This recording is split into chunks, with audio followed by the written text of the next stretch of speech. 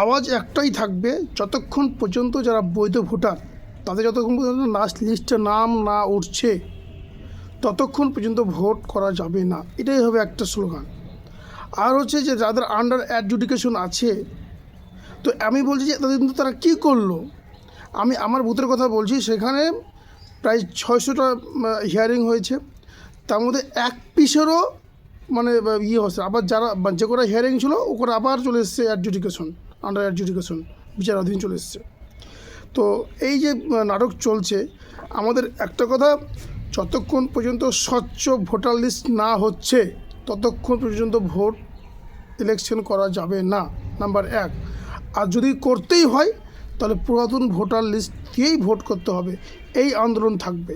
নাহলে কিন্তু এরপর যখন সাপ্লিমেন্টারি বের হবে, যদি সবাই নাম বের হয় তো ভালোই ভালো, আর যদি না হয় তখন কিন্তু এর কিন্তু অন্য একটা কিন্তু আকার ধারণ হবে। এই কথা আমি আপনাদের বলছি, এবং আপনারা সবাই একমত হবেন।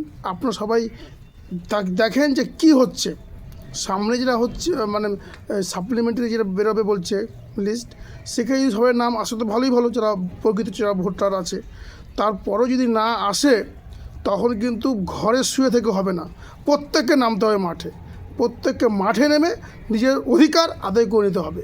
এটাই হচ্ছে মানে আমরা সাপ্লিমেন্টারি লিস্ট বের অবধি এটা দেখছি, তারপরে পরে দেখা যাবে কী হবে।